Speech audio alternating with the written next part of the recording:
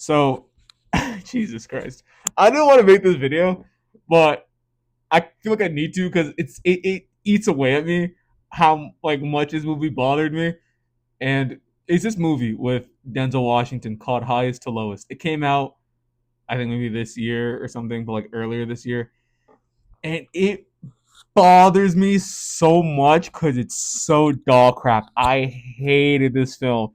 And before I even watched this movie, I think before when I got there, this guy who saw it before me, he was like, dude, Denzel, he brings it. I was like, oh, okay. I mean, the trailers didn't look that great. I'm only seeing it because it's kind of like the twilight years of Denzel's career. I kind of want to see what he has. He's never been my favorite actor, but he's been one of the greats, so I'll pay him that kind of respect, and I'll go watch his movies. And he said, I think he said something too, like Denzel said something like, he's picking out his scripts carefully and he wants to have the end of his career be really good. So when I saw it, I'm like, this is fucking dog shit. This sucks. You picked this as one of your last movies to be remembered, bro.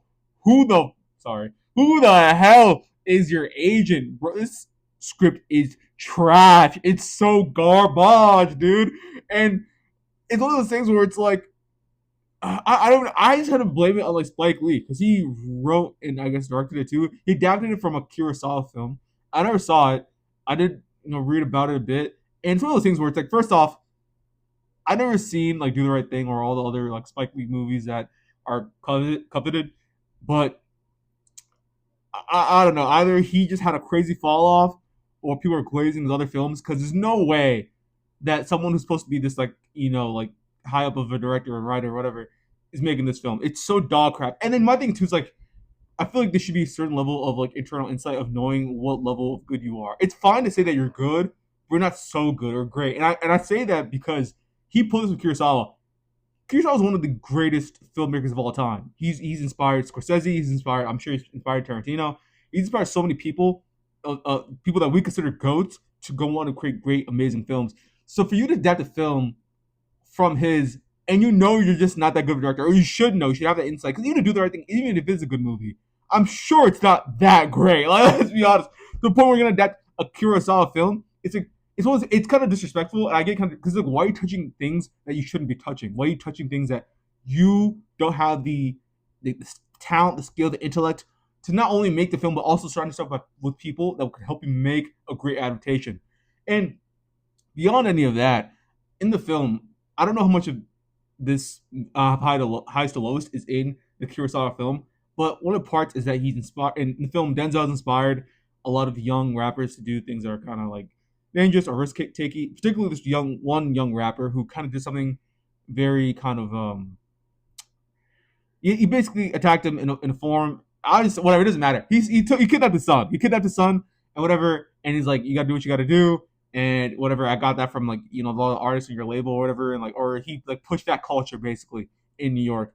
My thing is like you could have such a good conversation of like culture and influencing the next generation and also how that impacted the real world. I'm sure with like music and whatever. I'm not super into rap, but you know what I mean. Like you see that happening, especially in parts of like New York and the Northeast and whatever, and all over really Chicago and in LA, whatever.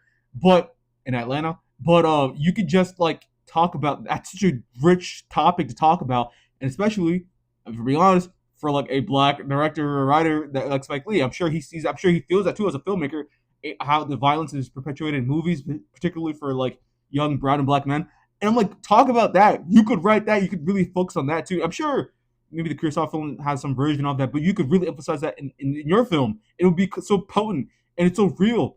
But he doesn't do that. And it's like, why? And also the acting is just dog crap. The wife is a terrible actor. Everyone is so bad. Literally, everyone is such a bad actor in this entire film.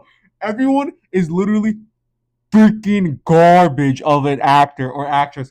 Everyone is horrible. The wife, the son, the cops. They say stuff that I'm like, this is not real. It reminds me of freaking what's his name?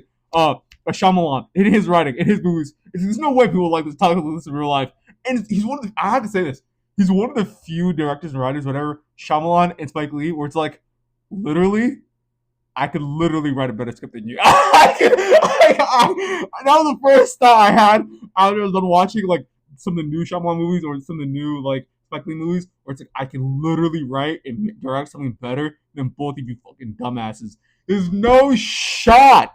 There's no shot I can never make something better than you are. I couldn't right now. And I'm a young man. I'm in my early 20s. There's no freaking. I guarantee. I bet everything in my wallet to everything in your wallet that can make something better than you two ever have made. At least in this phase of your career. I don't know if I can make something as good as Sixth Sense. To be fair, that movie's very good.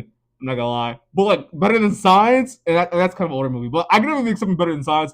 I could definitely make a movie better than Old or what else? It's freaking the movie where he's like can't escape, whatever. I forget the name escapes me, whatever. But you know what it is. Shyamalan's movies, they're not the new ones haven't been good. I think there's like one with like the haunted house ish, whatever, with the two crazy grandparents that aren't really the grandparents. That was pretty good. Everything else, and whatever I can do without it, whatever. And just like if you're not good, just hang it up. Same thing with like Tarantino said. It's like, bro, a lot of writers directors when they get past a certain age, they're not good. And that's a lot of careers, right? Once you get past a certain age, you're not good. Hang it up. And I feel like this is a great conversation as like an artist or whatever you're doing, whatever endeavor you have. I feel like having some type of internal kind of talk or conversation with yourself is so important to be able to know where you are and what you're good at, what you're not good at, why you need to surround yourself with certain people or not. Because someone in the circle thought this movie was good and it really was not. It was so dog crap. I'm done. I can't. I saw this movie like a year ago, and it still bugs me that I never talked about it. It's so crap, and I hate doing this because I want to talk about the highlights. I don't want to be a negative person on the internet, but God, this movie was so ass.